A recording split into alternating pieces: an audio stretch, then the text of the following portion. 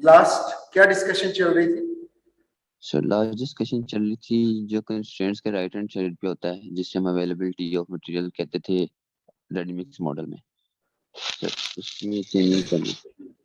जी, discussion ये चल रही थी कि अगर आपकी जो राइट हैंड साइड होती है वो रिसोर्सेज होती हैं, जैसे अगर रेडी मिक्स के केस में आप देखें तो राइट हैंड साइड जो फर्स्ट कंस्ट्रेंट है वो आपकी availability of raw material M1 थी, और जो सेकंड कंस्ट्रेंट है वो availability of raw material M2।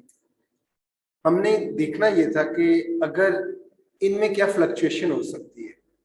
अगर ये अवेलेबिलिटी कम या डिक्रीज हो तो हमारे मॉडल में ज़ाहिर चेंज तो आएगी, लेकिन मॉडल रिकंस्ट्रक्ट ना करना पड़े। तो इसका मतलब है हमने उस सेफ रेंज के अंदर उस अवेलेबिलिटी को हमने डिस्कस करना है कि कितनी फ्लक्चुएशन इस मॉडल के लिए एक्सेप्टेबल है जिसपे आपको रीमॉडल नहीं करना पड़ेगा। जी, पॉइंट क्लियर है यहाँ तक? बताइएगा। Yes sir. जी, बात हो रही थी अभी मेरे ख्याल में सारे मार्क्स देखने लग गए होंगे। जो मार्क्स देख रहे हैं वो जरा वापस आ जाए लेक्चर की तरफ। अब अगर हम देखें, शुरू में हमने डिस्कस किया था, अगर आप कंस्ट्रेंट वाइज देखें, ये आपका ऑप्टिमल सॉल्यूशन था I think starting. Objective coefficient की जो वेरिएशंस हैं वो हम प्रीवियस लेक्चर में देख चुके हैं। आज हम डिस्कस करें जो राइट हैंड साइड पे जो अवेलेबिलिटी है उसकी चेंजेस, और आई थिंक इसके बारे में थोड़ा सा ओवरव्यू तो मैंने आपको करवा दिया था। उम्मीद है अब मुझे बात बताने में ना कोई मुश्किल नहीं होनी चाहिए। आपकी ये जो कंस्ट्रेंट है ये वाली, ये M1 से रिलेटेड है, स्क्रीन पे जो देख रहे हैं आप। एक ये जो कंस्ट्रेंट है ये M2 से रिलेटेड है। ये M1 और M2 हमने सबसे पहले इसको ऑब्जर्व करना है कि इसमें कितनी चेंजेस आ सकती हैं। और ये जो आपने देखा हुआ ये लाइन 6 और 4 तो इसका स्लोप डिसाइड करते हैं, लेकिन ये 24 इस लाइन की पोजीशन ग्राफ के अंदर इस वक्त ये लाइन जहां पे खड़ी है वो आपकी अवेलेबिलिटी 24 को शो कर रही है, 24 टन्स ऑफ मटेरियल M1। अगर मैं इस को चेंज करूंगा तो ये लाइन पैरेलल स्लाइड करेगी इस डायरेक्शन में। तो हमने देखना है कि इस डायरेक्शन में ये कितनी मैक्सिमम स्लाइड करती है ताकि आपका मॉडल रीमॉडल करने की जरूरत ना पेश आए। उसके लिए जरूरी है अगर हम इस लाइन को शिफ्ट करते हैं तो हमारा ये जो पॉइंट C है यही ऑप्टिमल पॉइंट है हमारा एग्जिस्टिंग मॉडल के लिए, और अब चेंजेस के साथ ये हमारा C ही ऑप्टिमल पॉइंट होना चाहिए। लास्ट टाइम मैंने ये डिस्कस किया था, अगर किसी को याद हो, कि C जो है ये चेंज नहीं होना चाहिए। इसकी पोजीशन चेंज हो सकती है लेकिन जो पॉइंट्स हैं देखा जाए, मैं जो बात कर रहा हूं, आपके पास एक पॉइंट A है, B है, C है, D है, E और F, 6 कॉर्नर पॉइंट्स हैं। इनमें से जो पॉइंट C है ये अपनी जगह बेशक चेंज कर ले लेकिन यही ऑप्टिमल रहे, इसके अलावा कोई और ऑप्टिमैलिटी में ना आए। अगर ऑप्टिमैलिटी में और आ जाएगा तो इसका मतलब है पूरा प्रॉब्लम भी डिस्टर्ब हो गया, तो हमें रिकंस्ट्रक्शन या रीमॉडलिंग की तरफ जाना पड़ेगा। तो ऑब्जेक्टिव ये है कि आपका C यानी 6 पॉइंट्स में जो C है यही ऑप्टिमल रहे। मैं उसकी वैल्यू की बात नहीं कर रहा हूं, जैसे प्रीवियस लेक्चर में हमने देखा था ऑब्जेक्टिव कोएफिशिएंट्स अगर हम चेंज करें तो C वही रहता था लेकिन उसकी वैल्यू भी वही रहती थी। आपका ऑप्टिमल पॉइंट C ही था जब हमने ऑब्जेक्टिव प्रॉफिट्स को चेंज करके देखा था फ्लक्चुएट। तो ऑप्टिमल पॉइंट उस केस में था कि ऑप्टिमल पॉइंट C ही रहे और उसकी वैल्यू भी वही रहे, यानी उसकी पोजीशन भी वही रहे। लेकिन अब ऐसा नहीं है, क्योंकि जब आप अवेलेबिलिटी की आप चेंज करोगे तो आपका जो ऑप्टिमल वैल्यू है वो चेंज होगी, यानी C अपनी पोजीशन को चेंज करेगा, उसकी सोल्यूशन वैल्यू x1 और x2 जो उसकी क्वांटिटी है ये वेरी करेंगे, लेकिन ऑप्टिमल सॉल्यूशन उन 6 कॉर्नर पॉइंट्स में C ही रहेगा। ये पॉइंट क्लियर है? बताइएगा please. Yes sir. Yes sir, clear है जी। अब हमने ये देखना है कि इस लाइन को कितना स्लाइड करें, और C अगर अपनी पोजीशन चेंज करता है तो वो किस हद तक किस पोजीशन तक जा सकता है इसी सॉल्यूशन स्पेस के अंदर। इस सॉल्यूशन स्पेस नहीं कह सकते, यानी सारी की सारी 4 की 4 कंस्ट्रेंट्स को सेटिस्फाई करते हुए वो कितना स्लाइड कर सकता है। आई थिंक ये स्टेटमेंट मेरी ज्यादा ठीक होगी कि हमने सी को देखना है, सी कितनी पोजीशन अपनी चेंज कर सकते हैं और मैक्सिमम या मिनिमम वो स्लाइड करते हुए आपकी इन सारी कंस्ट्रेंट्स को सेटिस्फाई करते हुए क्या एक्सट्रीम पोजीशन ले सकता है। इसी तरह दूसरी एक्सट्रीम भी देखनी है कि ये किस हद तक दूसरी डायरेक्शन में स्लाइड है। अब अगर देखा जाए इनको शादी मुकनी है ना उनकी, हम 4 कमर छापा डाल। ये माइक फिर ऑन है हम्बल आपका। हम्बल आप माइक क्यों नहीं ऑफ करते? कैसे अब हम्बल माइक ऑफ करो अपना। रिश्ता मैं म्यूट कर दूं फिर इसको? और मैं जी, तो बात हम कर रहे थे, देखिए आप भी ऑनलाइन क्लासेस ले चुके हैं, हम भी लेते रहे हैं, तो थोड़ा सा इतना तो पता होना चाहिए कि आप माइक ऑन करके इधर उधर की जो घर की सारी बातें इधर आनी शुरू हो जाए। अच्छा, अब इसको स्लाइड करते हैं। मैं स्लाइड पे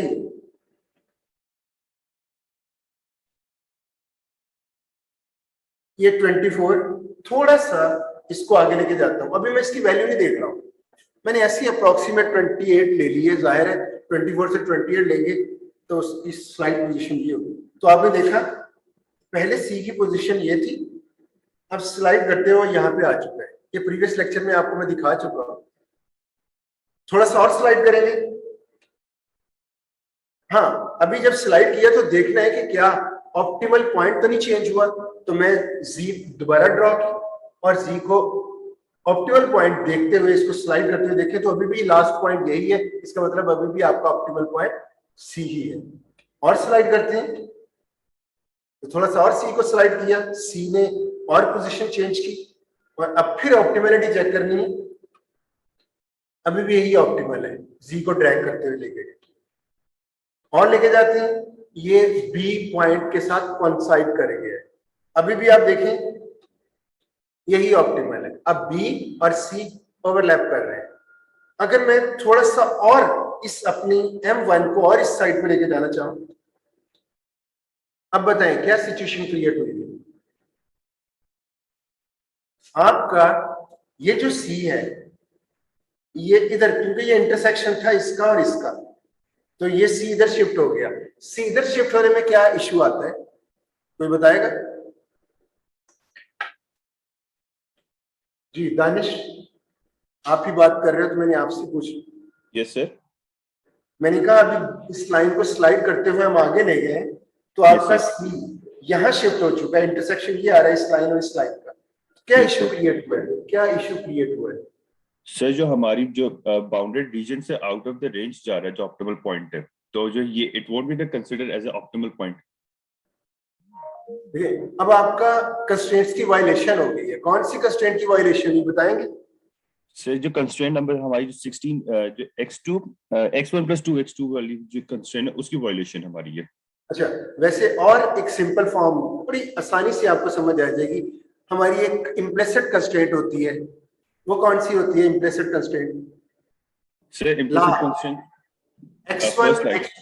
x1 x2 greater than equal to 0, last जो हम लिखते होते हैं उसकी वायलेशन हुई है। वो देखें आपका पॉइंट क्वाड्रेंट को चेंज कर गया है, राइट? एग्जैक्टली। ये समझ आ गई इस पॉइंट की? ये आपका पॉइंट इस रीजन में आ चुका है, वो इस पॉजिटिव कोऑर्डिनेट से बाहर हो गया। तो x1 x2 जो थे ना ग्रेटर देन इक्वल 0, इसकी वायलेशन होगी। पॉइंट क्लियर हुआ? Yes sir. तो इसका मतलब है आपका लास्ट पॉइंट ये था सी का, जो इधर से स्लाइड करते हुए यहां तक आया। तो हम अपने M1 को, ये M1 से रिलेटेड लाइन है, इसको मैक्सिमम इस लाइन तक लेके जा सकते हैं। इससे आगे ड्रैग करेंगे तो आपकी ऑप्टिमलिटी, आपकी एक कंस्ट्रेंट की वायलेशन हो जाएगी जो कि है आपकी x1 x2 greater than equal to 0। तो आपको एक एक्सट्रीम मिल गई कि आप इस पॉइंट तक लेके जा सकते हो। इस पॉइंट को आपने, जो कि ऑलरेडी बी था, लेकिन नए सिनेरियो में जो आपने M1 से रिलेटेड कैलकुलेशन करे, आप उसको न्यू नेम दे दिया और वो है G। तो आप कह सकते हो आपकी ये जो लाइन है M1, ये G तक मैक्सिमम जा सकती है ड्रैग करते हुए। अगर इस डायरेक्शन में ड्रैग करनी है, अगर आप मेरे हाथ को देखें इस डायरेक्शन में अगर ड्रैग करेंगे तो ये G पॉइंट तक जा सकती है। अब क्या करना है जी, अब क्या करेंगे? एक एक्सट्रीम हमें मिल गई, नेक्स्ट क्या करेंगे? दूसरी एक्सट्रीम को देखेंगे। दूसरी एक्सट्रीम ये है कि ये 24 है, इसको डाउनवर्ड लेके जाना है और डाउनवर्ड लेके जाते हुए देखना है ये कितना कम हो सकती है मैक्सिमम। ये अभी वहां यहां तो आपको 36 नजर आ रही है, ये 36 तो मैंने लिखा है, आपको अभी इस चीज का नहीं पता चलेगा कि ये 36 है, ये क्या, सिर्फ बाद में हम कैलकुलेट करेंगे ये 36 है। ये बहर हमें पता चल गया ये लाइन जो G पॉइंट है वहां तक स्लाइड कर सकती है। हमें वो मार्कर एक ऐड कर दिया, ये मैंने आई थिंक इसको पिंक कहेंगे, पिंक शेड में मैंने इसको हाईलाइट कर दिया। ये लाइन इतनी यहां से जो स्लाइड करती हुई आपका C पॉइंट इधर तक आ सकता।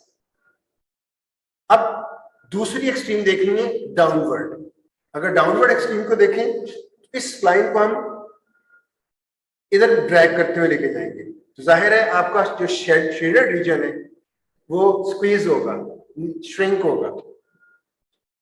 इधर लेके आए, अभी C स्लाइड कर गया, लेकिन अभी भी C सारी कंस्ट्रेंट्स को सेटिस्फाई कर रहा है। इसका मतलब है और आप उस वक्त तक उस एक्सट्रीम तक जाना है जहां तक ये स्लाइड कर सकता है। तो थोड़ा सा और स्लाइड करते हैं, अभी ऑप्टिमलिटी चेक कर लें, अभी भी ऑप्टिमल C ही है।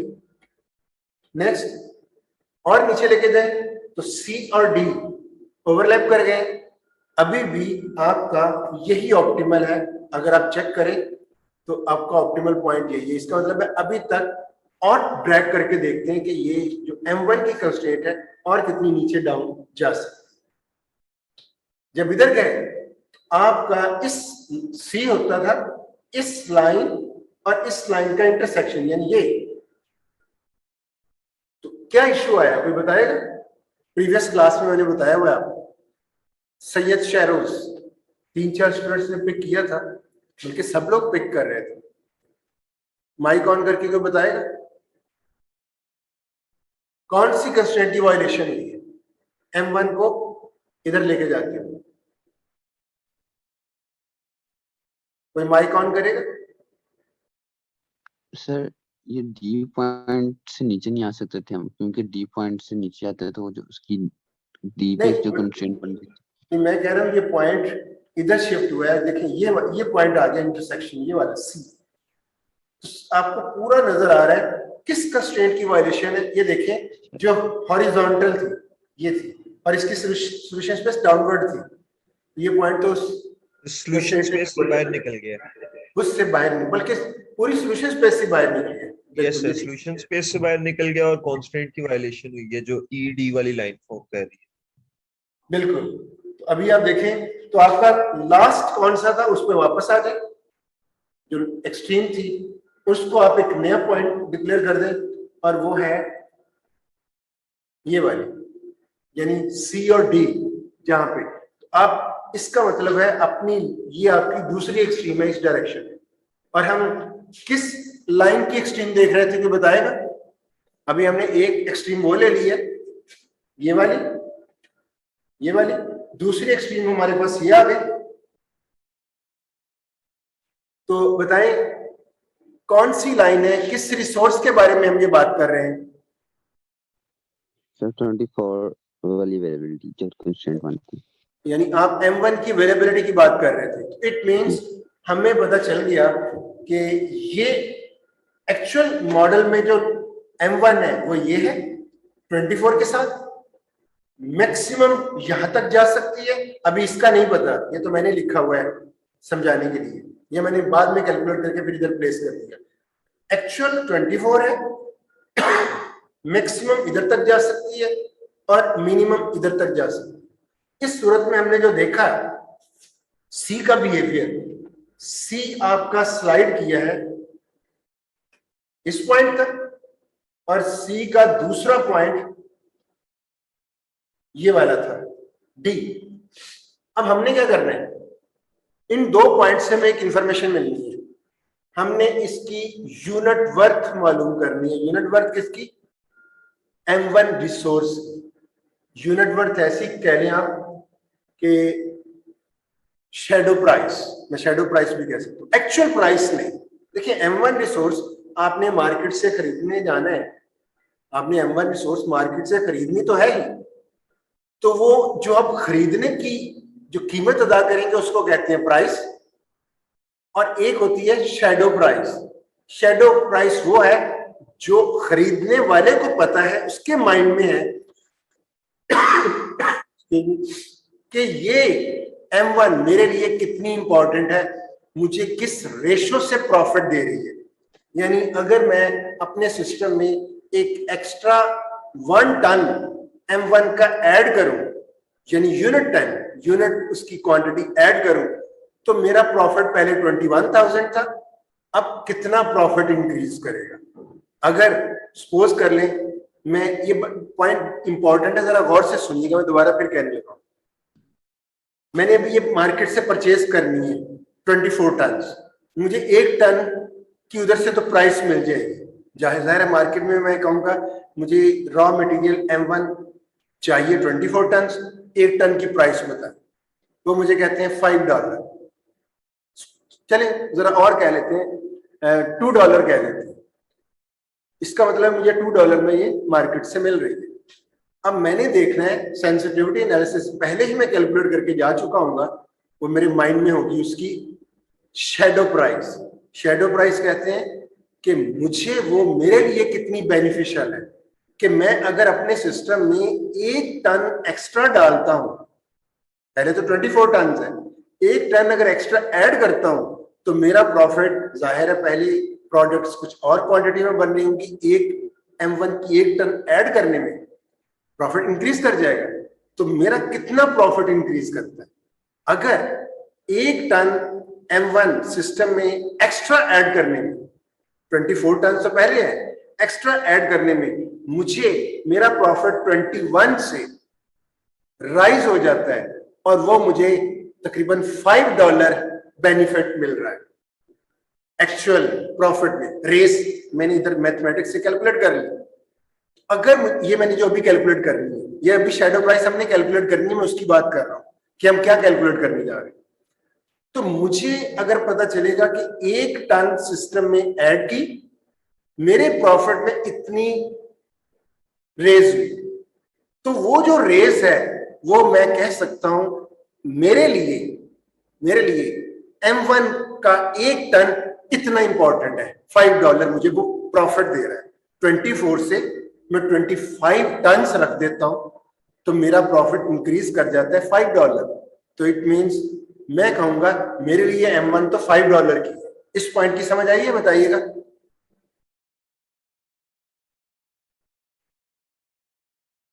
जी माइक ऑन करके प्लीज बताइएगा। Yes sir.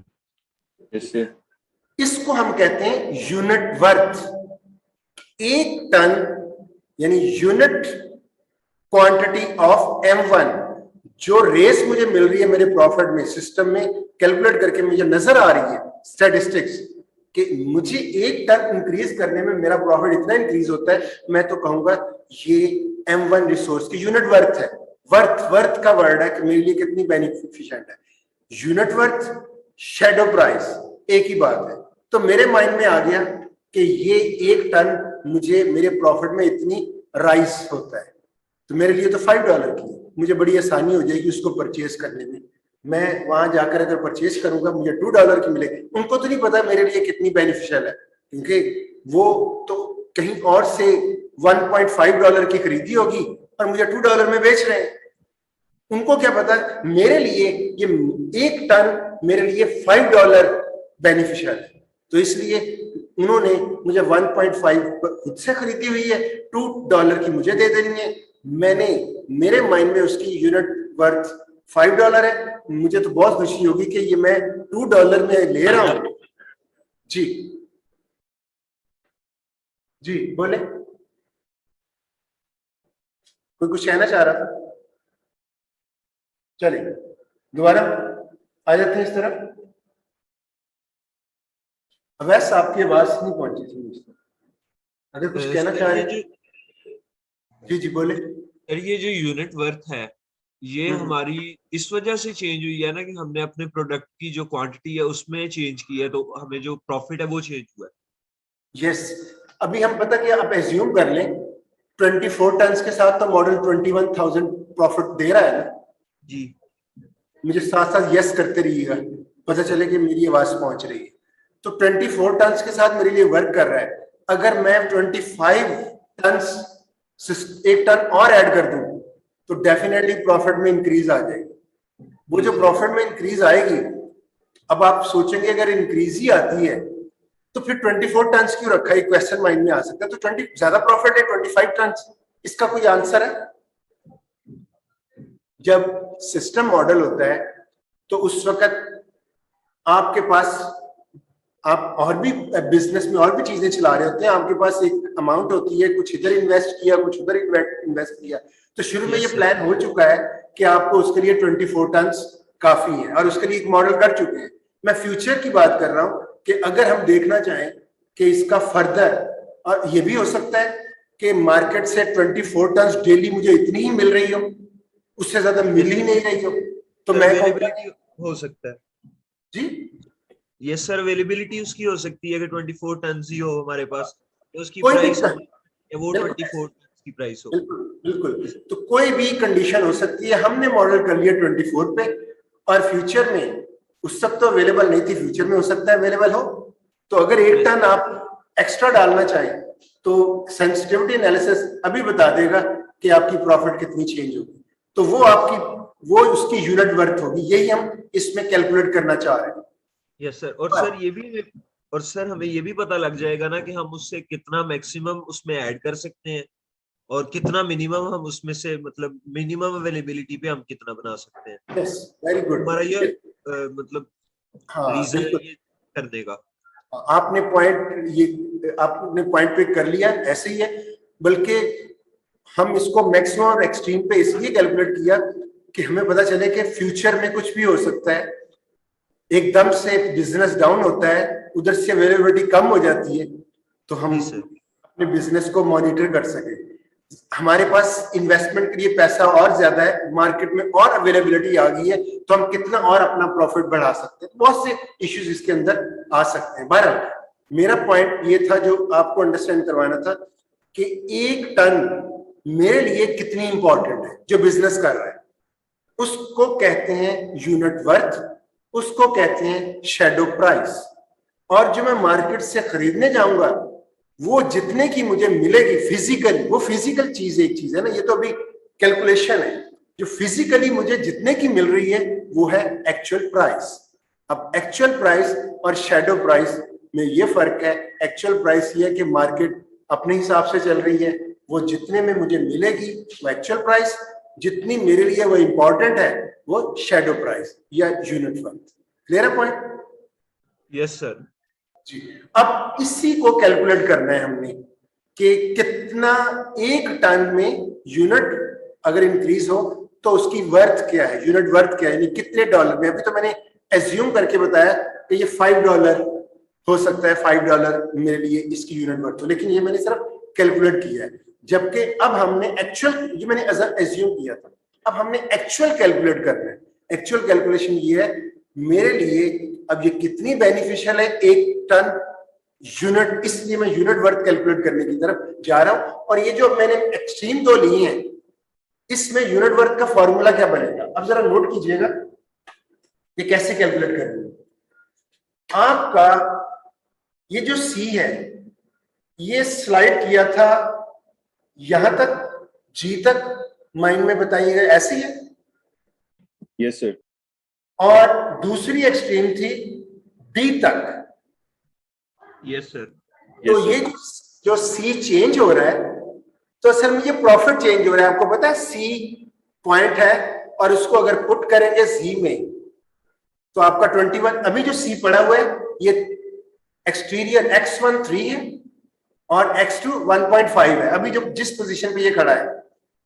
तो इसको वैल्यू को मैं जब जी में पुट करता हूं तो $21,000, ये आपको पता है, रेडी मिक्स को हम सॉल्व कर चुके हैं।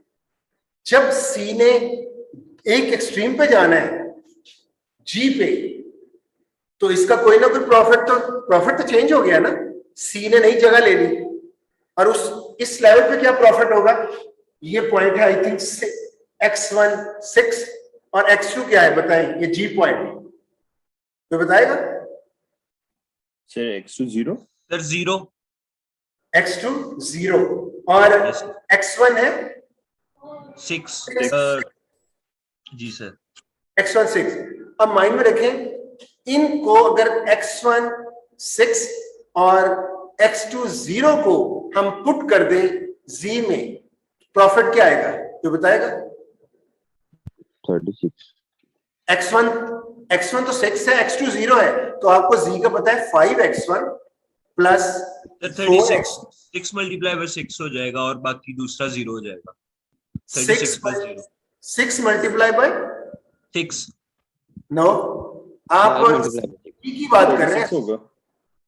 5 मल्टीप्लाई b में x2 का कोएफिशिएंट क्या है, z में 5x1 प्लस 4x2 था z, Yes.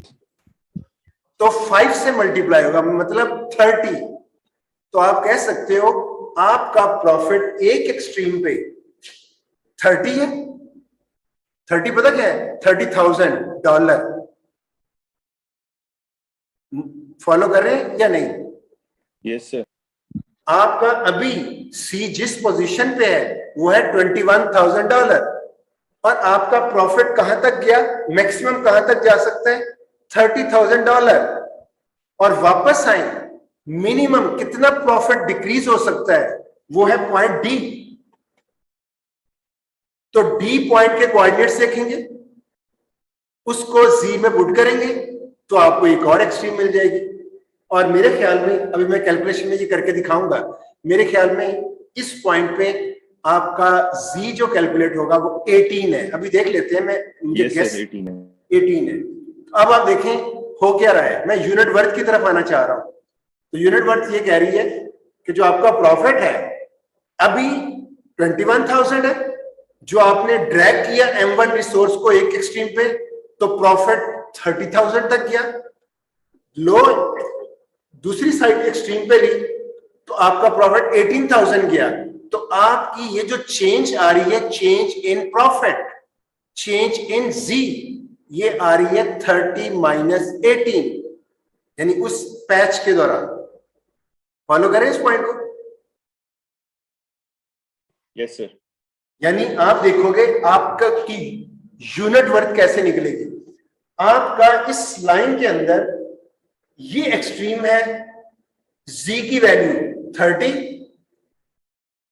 Eight point g और z की वैल्यू है 18 एट पॉइंट g। उन दोनों का डिफरेंस यानी 30 माइनस 80, तो change in z divided by, अब इस पे आपकी ये भी तो चेंज हो रही है ना। आपने z के ऊपर चेंज देख ली, ये पॉइंट और ये पॉइंट, और M1 आपकी कौन सी है? M1 आपकी ये है, इसको छोड़ दें, ये तो 24 है। आपकी M1 ये है। अगर इसके अंदर आप ये पॉइंट पुट करें और ये पॉइंट पुट करें तो आपको तो इसमें भी चेंज नजर आ जाएगी ना।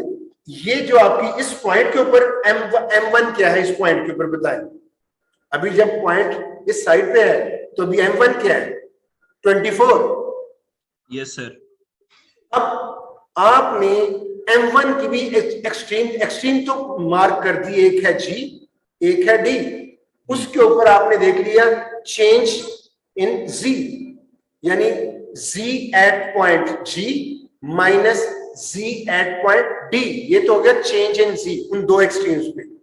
दूसरा आपने देखना है चेंज इन M1 रिसोर्स के G पॉइंट पे आपकी M1 क्या है और D पॉइंट पे आपकी M1 क्या है, उन दोनों की चेंज।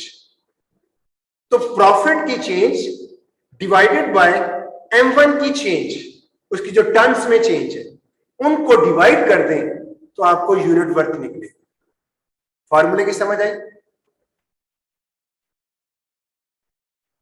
Yes, sir. नहीं, आपने थोड़ा सा रिपीट कर देखना है change in Z divided by change in M1 resource, और वो Yes, ये sir. होगी, वो ये होगी, आपने पहले ही मार्क करके रख लिया, एक आपके पास G पॉइंट है, एक आपके पास B है, M1 इतनी चेंज हो सकती है। आपने उन दो पॉइंट्स पे G पे Z कैलकुलेट किया, D पे Z कैलकुलेट किया, उन दोनों का डिफरेंस यही है change in Z divided by change in M1 resource. तो आपने G के ऊपर देखा M1 क्या है और D के ऊपर देखा M1 क्या है, उन दोनों का डिफरेंस। तो ये डिफरेंस निकाल के डिवाइड करके जो आंसर आएगा वो आएगा 1 टन M1 की वो यूनिट वर्थ या शैडो प्राइस। तो जरा कैलकुलेशन की तरफ आते हैं, अगर आपको ये पॉइंट क्लियर हो गया। अब मैं इधर कैलकुलेशन करने लगा हूं, ये सारी बातें हो चुकी हैं। तो आपके पास दो पॉइंट्स हैं, एंड पॉइंट्स, एक डी है, वो ग्राफ से देख सकते हैं 2 2, ये आपके पास डी, और एक जी है, ये है 6 और 0। आपने ये दोनों पॉइंट्स इस ये जी में पुट करना है, एक जी आएगा, इस पे पुट करना है तो एक जी आएगा, उन दोनों का डिफरेंस। और इसी तरह M1 रिसोर्स, ये तो 24 ये वाली है, आपने सिर्फ लेफ्ट हैंड साइड से ये पॉइंट पुट करना है और ये पॉइंट करना है, और उन दोनों की चेंज लेनी है, ये M1 की चेंज आ जाएगी। फॉर्मूला क्या बनेगा, ये देखिएगा, हमने सपोज कर लिया Y1 जो है ये हमारी है unit worth of a resource M1, यानी शैडो प्राइस M1 जो हमारे लिए जितनी बेनिफिशियल है, एक यूनिट की कितनी वर्थ है उसको हम Y1 सपोज कर लेते हैं। और जैसे मैंने अभी कहा, change in Z from D to G, D to G है जहां तक एक्सट्रीम पे आप M1 रिसोर्स को लेके जा सकते हैं। तो change in Z from D to G और change in M1 from D to G, यही मैंने बताया था कि चेंज इन Z को डिवाइड कर दें चेंज इन M1। जी बताएं, फॉर्मूला क्लियर है? Yes sir. अब ये चेंज तो जस्ट वैल्यूज को पुट करना है आपने, वो मैं इधर दिखा देता हूं। आपका Z 2 पे देखना है और Z को 6 0 पे देखना है। तो जैसे आप 2 पुट करेंगे Z में, तो 5 ये x1 था, इसकी जगह 2, 4 x2 इस वक्त आपके पास ये है, तो किया 18 आया। इस पॉइंट के ऊपर Z 18 है। 6 0 पे तो 5 x1 4 x2, x1 इधर पुट करें और x2 इधर पुट करें, तो 5 into 6 4 into 0 30, जो पहले कैलकुलेट किया था। तो आप कह सकते हो आपका इधर आएगा 30 माइनस 18। अब देखते हैं इधर क्या है, ये आपने लिख दिया 30 माइनस 18, यानी चेंज इन Z। नीचे है चेंज इन M1, तो इसी तरह 2 पॉइंट आपके पास ये M1 से रिलेटेड है, ये 24 पे कंफ्यूज नहीं होना, ये 24 तो इस पॉइंट का है, हमें इस पॉइंट और इस पॉइंट पे हमें चाहिए M1 की वैल्यू। तो ये जो इधर 24 है ये इस C के लिए है, तो हमें कौन सा चाहिए था, D के लिए और G के लिए। इस 24 को रहने दें, सिर्फ लेफ्ट हैंड साइड उठाएं, x1 और x2 की वैल्यू पुट करें 2 2, 6 2 प्लस 4 2 20। आप कह सकते हो इस पॉइंट के ऊपर जो आपकी M1 रिसोर्स है कितने टन्स है, 20 टन्स। इधर 20 टन्स है और इधर कितने हैं, G पुट कर दें 6 0, 36 टन। तो आप देख सकते हो कि आपके पास, अभी मैं वैसे पिक्चर बताऊं आपको, मुझे 3 पॉइंट्स नजर आ रहे हैं, D, C और G। C मुझे ऑलरेडी पता है M1 का, सॉरी M1 ये वाली है, इसका ये 24 है इस पॉइंट के, इस पॉइंट के ऊपर मैंने अभी निकाला 36 इधर और इधर 20, इन दोनों का डिफरेंस इधर आ जाएगा। तो change in Z divided by change in M1, 30 minus 18, अभी आपने निकाला 36 माइनस 20, 3/4। 3/4 क्या होता है? 0.75। और आपको पता है कि इसको हमने यूनिट वर्थ कहा है, इसकी यूनिट क्या होगी? ये जो यूनिट वर्थ है इसकी यूनिट क्या होगी? क्या टन्स में होगी या डॉलर्स में होगी? सर डॉलर्स में। डॉलर में। क्यों? हमने प्रॉफिट चेंज को M1 की चेंज से डिवाइड किया, तो असल में यूनिट प्रॉफिट निकाल रहे हैं 1 टन की। तो ये आपके पास है 0.75। और आपको पता है हमने पूरे प्रॉब्लम में $1,000 एज्यूम किया। 21 जब हम कहते हैं तो 21,000 कह रहे हो।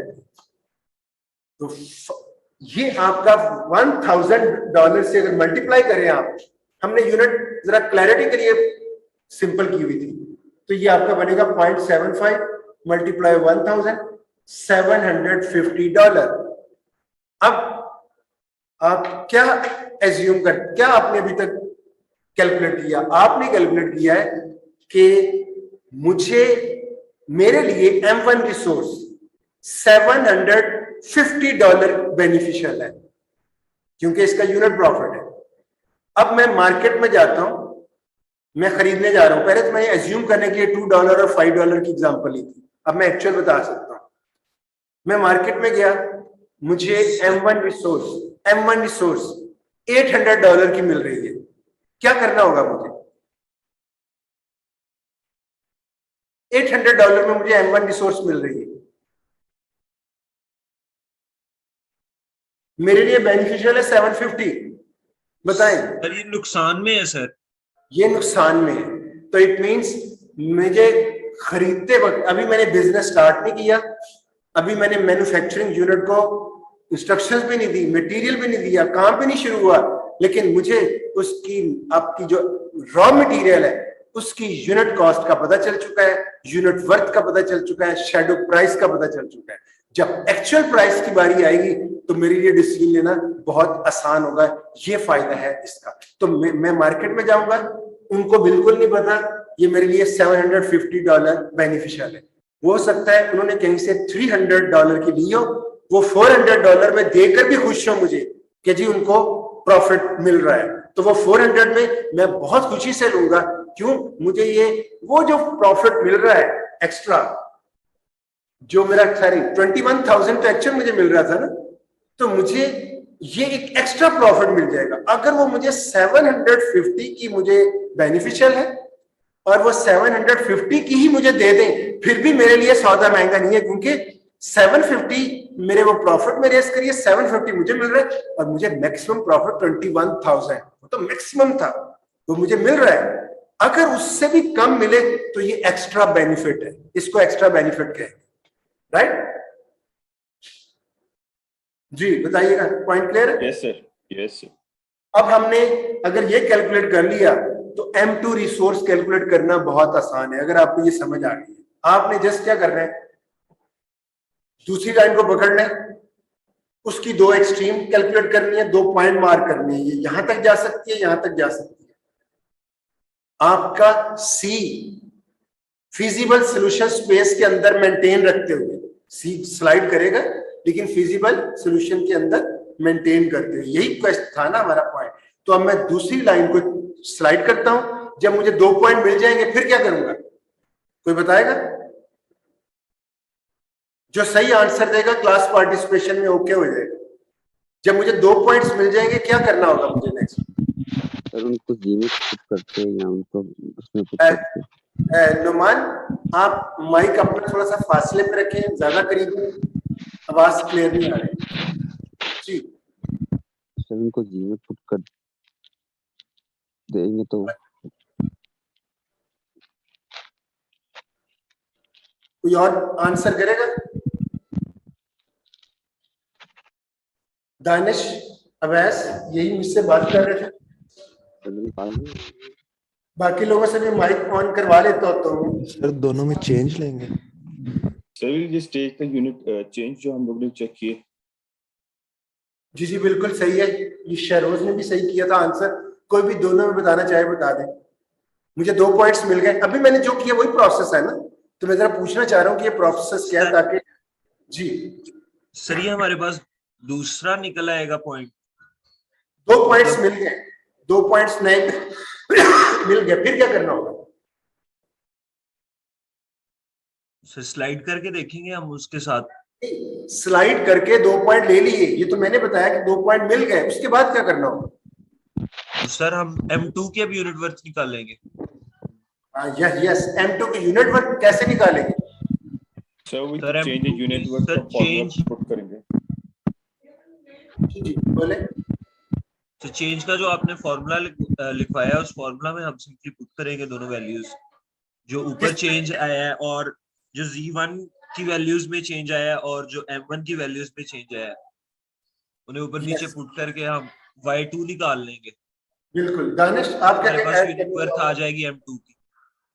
सर मैं ये कह रहा था कि आपने जैसे अभी जैसे हमने y1 निकाला था, सेम टू सेम हम y2 निकालेंगे in change in g, y d from g and change in divided by change in m2 from d to g, उसको हम वैल्यू पुट करके हमारे पास इसी तरह y2 की वैल्यू आ जाएगी।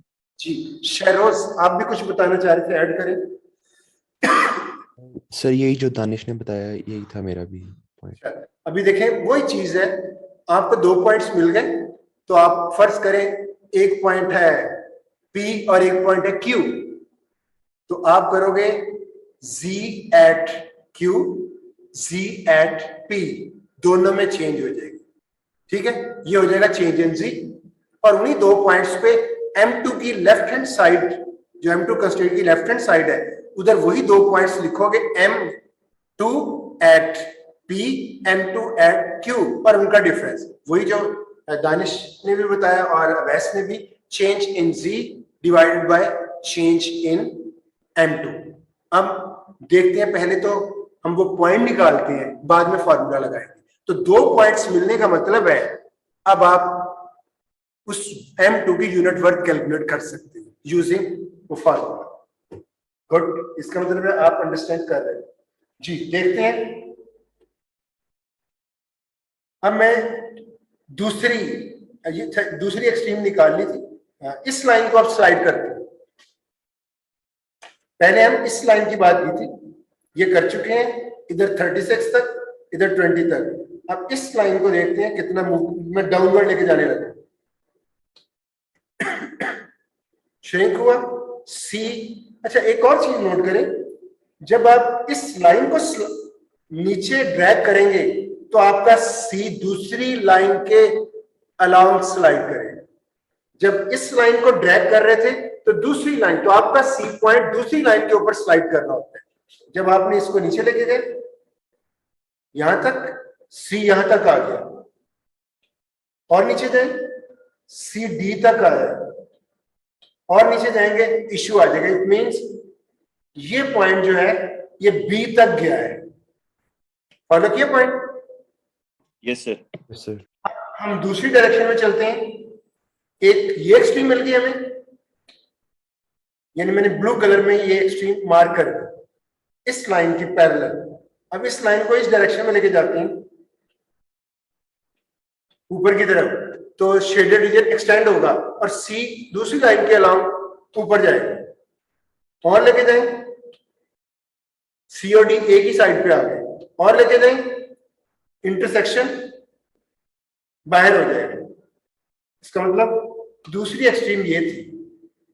तो एक एक्सट्रीम आपकी ये है और एक एक्सट्रीम आपके पास नहीं, सॉरी अभी आगे जाएगा, आगे लेके आए। हाँ ये इसको हमने एच कह दिया। अब हमारे पास कौन से 2 पॉइंट्स आए, एक तो बी तक गया था सी और एक एच तक आया है। तो अब हमने change in G from B to H divided by change in M2 from B to H. तो इस तरह से हम देख सकते हैं फॉर्मूला हमारा y2 है यूनिट वर्थ आपकी है किसकी, M2 की। M2 से change in Z from B to H divided by change in M2 from B to H।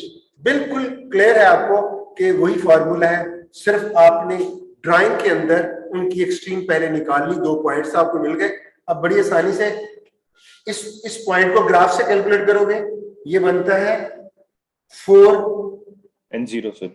40, और ये जो H पॉइंट है, ये ग्राफ से जो मैंने कैलकुलेट किया हुआ है 3.6. 2.66.2, बड़ा नीट एंड क्लियर कैलकुलेशन करके ये। अब आपके पास सर जी, सर ये एज इससे ऊपर क्यों नहीं जा रहा? हाँ मैं good name please. Awais sir. बस ये देखिए, अभी दिखाता हूँ आपको दोबारा से।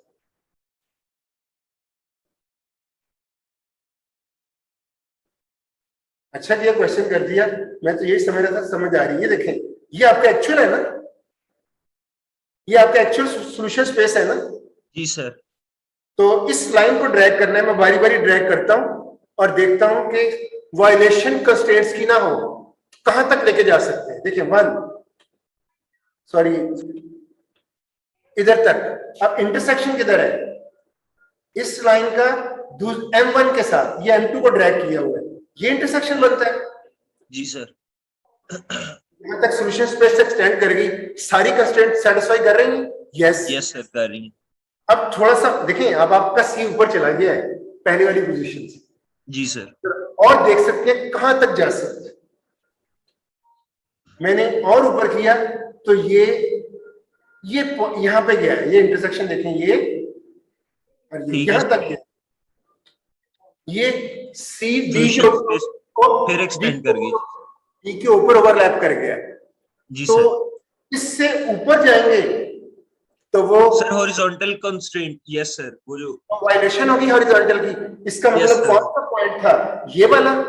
यस अब ये पॉइंट H है, लेकिन आपकी एक्चुअल जो C है वो कौन सी है, वो और है, जहां से हम तो C ऊपर ड्रैग करते हुए लेके आ गए हैं ना एक्सट्रीम देखने के लिए। तो C को ड्रैग करते हुए ये देखा कि C कहां तक ड्रैग कर सकता है। C जहां तक ड्रैग कर सकता है उसको H मार्क कर, एज कह दिया। और मार्क करने के बाद वापस C को अपनी जगह पे ले आए। अब समझ आइए, यस सर। ये ओरिजिनल है। तो C इधर तक गया और C इधर तक, इस लाइन के अलोंग ड्रैग हुआ, जो दूसरी लाइन है M1 की, राइट। अब पॉइंट क्लियर है? No sir, Numan clear? No sir. Sir as नहीं? आपने ऊपर तो क्या मसला आया था? अभी पॉइंट आपको नहीं क्लियर हुआ? हॉरिजॉन्टल लाइन, हॉरिजॉन्टल कंस्ट्रेंट जो लाइन बन दोबारा गई थी। देखिए, अच्छा खैर दोबारा देखिएगा। मैं नुमान जरा आप देखिएगा, हमारा ये हमने देखना क्या है, इस लाइन को इस ड्रैग करते यहां तक लेके गए थे, C यहां तक आया था, उससे नीचे जा नहीं सकते थे, इम्प्लिसिट कंस्ट्रेंट की वायलेशन। यहां तक क्लियर है? जी सर। इस पॉइंट को मैंने कह दिया B, तो C कहां तक स्लाइड किया, B तक। एक पॉइंट ये M1 है कि M1 यहां तक ड्रैग कर सकते हैं, उससे और ज्यादा इधर ड्रैग करेंगे तो C वायलेशन कर, वो बल्कि C इनफिजिबल हो जाएगा। यहां तक क्लियर है पॉइंट? यस सर, ये वाला पॉइंट, ये वाला जो अब एज हमने वाला कारण वो अब हमने इसको ऊपर तक लेके जाना है और देखना है कि C कितना ऊपर जा सकता है, और देखना है कि सारी कंस्ट्रेंट्स को सेटिस्फाई करता रहे। तो अब देखें, ये मैं M2 की लाइन है, ये इसको ड्रैग करके यहां पे ले आया, तो C क्या होता है, intersection of this line and new position of M2, ये बनेगा C। जी। तो C इस लाइन के अलाउंग ड्रैग करते इधर, तो अब आपकी सॉल्यूशन स्पेस क्या बनेगी, ये जो ब्लू है C जब इधर शिफ्ट होगा तो ये इतना पैच इंक्रीज हो जाएगा। ये पैच इधर हम कर्सर देखिएगा, ये पैच इंक्रीज हो जाएगा, ये वाला पॉइंट क्लियर हुआ? Yes sir. अभी भी C सॉल्यूशन स्पेस एक्सटेंड हो गई है, लेकिन सारी कंस्ट्रेंट्स, अब ये ना समझे कि सॉल्यूशन स्पेस से बाहर चले गया, नो, सॉल्यूशन स्पेस एक्सटेंड हुई और सारी की सारी अब जब आपने M2 चेंज की है तो सॉल्यूशन स्पेस भी चेंज होनी थी, लेकिन अभी भी M2, M1 और जो मार्केट दो डिमांड्स हैं उनके उनका ही कॉर्नर पॉइंट है जो एक्सटेंडेड शेडेड रीजन है, राइट। Yes sir. तो सारी कंस्ट्रेंट को सेटिस्फाई कर रहा है, और देखें और भी इंक्रीज हो सकता है।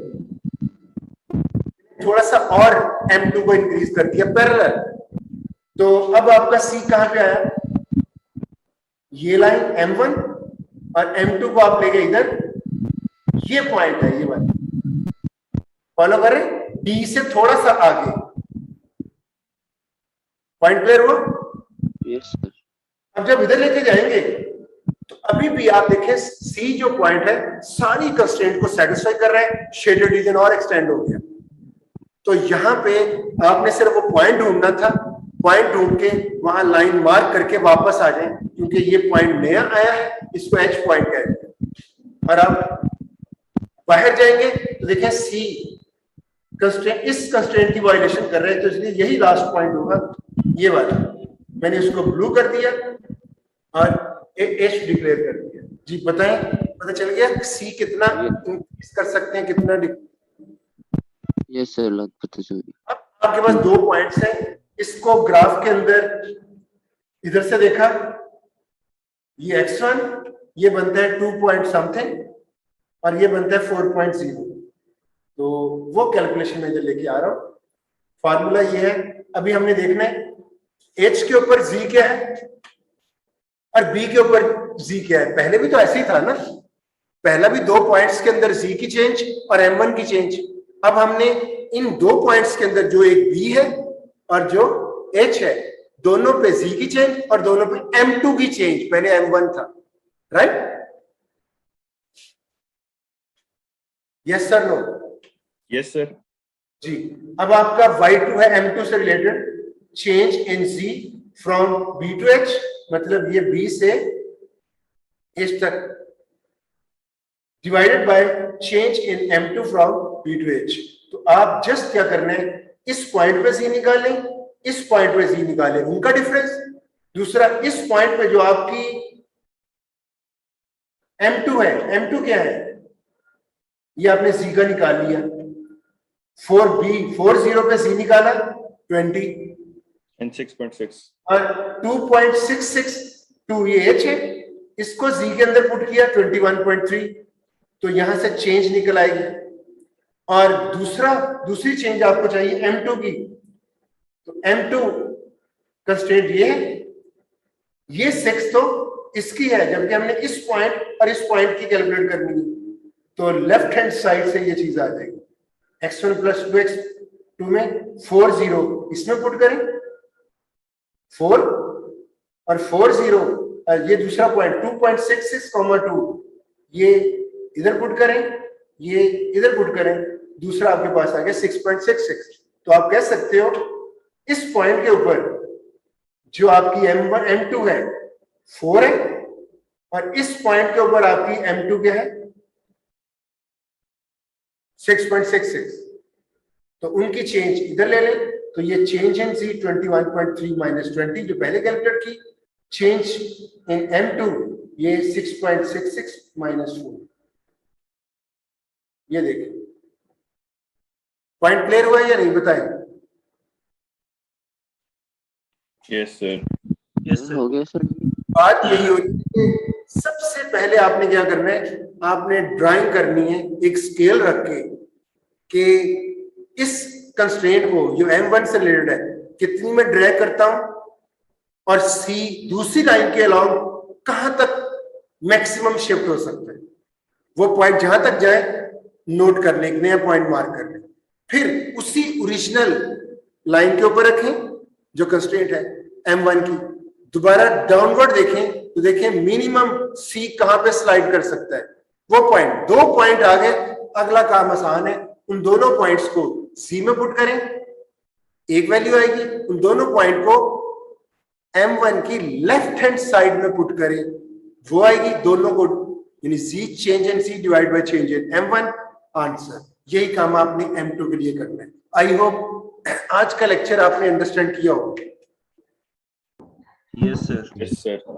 इसके यूनिट वर्क देख लेते हैं, ये आई है 1/2, इनका डिफरेंस डिवाइडेड दिस 1 यानी $500, 0.5 है ना, तो 1000 से मल्टीप्लाई करें $500। अब मुझे m2 का भी पता चल गया कि मेरे सिस्टम में m2 कितनी बेनिफिशियल है, 500। मार्केट से अगर मुझे 400 भी मिल जाए, इवन 500 तक भी मिल जाए, मेरे लिए बेनिफिशियल है। उससे ज्यादा मिलेगी तो फिर मेरे लिए नुकसान है। एक और देखें, एक जरा नोट कीजिएगा, टाइम कितना रहता है? Sir 3 minute. मेरे पास टाइम हो चुका है, जस्ट 1 मिनट में मैं वाइंड अप करता हूँ। हाँ जी, आप नोट करें, ये हमने निकाला कि अगर एक्स्ट्रा 1 टन सिस्टम में ऐड करें, सिर्फ यही फायदा नहीं मिला, बल्कि अभी तक तो हमने 24 टन भी नहीं खरीदा। फॉलो करें इस पॉइंट को? Yes sir. तो हमने एक्स्ट्रा 1 यूनिट ऐड करने में पता चल गया 1 यूनिट इतनी बेनिफिशियल है, हम जब खरीदने जाएंगे 24 टन, हमें उनके लिए भी गैस मिल गया कि 1 टन हमें इतने में पड़ रहा है। फॉलो किया पॉइंट को? मल्टीप्लाई, यस सर, तो सर हमने इससे तो मल्टीप्लाई करके हम टोटल वैल्यू निकाल सकते हैं। बिल्कुल बिल्कुल, आपको पता चल गया कि आप ये रिसोर्स इतने किया, अब आप 24 टन और 6 टन खरीदने जा रहे हैं और बड़े कॉन्फिडेंट है कि आपको पिक्चर क्लियर है उसकी। तो सेंसिटिविटी एनालिसिस का फायदा बहुत है, इवन बिजनेस स्टार्ट करने से पहले ही। आई होप आपने आज का लेक्चर अंडरस्टैंड किया होगा। जी सर। अस्सलाम वालेकुम सर। वालेकुम अस्सलाम। सर वो पेपर के बारे में बात करनी थी। Good name. सर पेपर के बारे में बात करनी थी। हाँ, पेपर में क्या बात करनी है? सर उसका रिव्यू करना था। रिव्यू मैंने अभी कहा है कि जब आप यूनिवर्सिटी ओपन होगी फिर आके कीजिएगा। सभी ये टेनिस पार्क करते हैं, क्या सभी ये टेनिस पार्क करते हैं। आपका गुड नेम? तैयबा। तैयबा। अभी आप लगता है अभी भी सो रही हैं, मेरे ख्याल में आवाज इस तरह है। गला खराब है। चलिए, ओके जी, थैंक यू, मार्क कर देता हूँ attendance. Thank you very much. Sir जी, मेरी जी। भी टेनिस मार्क कर दे। आपका गुड नेम? जोया। जोया। चलिए, ओके, थैंक यू। कर दो लेक्चर ऑफ। सर मेरी Yes, मेरी sir. रहती है प्रेसिडेंट। आपका नेम? अब्दुल मोईद। मोईद। ओके, 3 आ गए, और तो कोई नहीं है? Okay, thank you. Moid, Zoya और तैयबा, इनकी अटेंडेंस अभी मार्क कर देता हूं। Thank you very much, take care, अल्लाह हाफिज।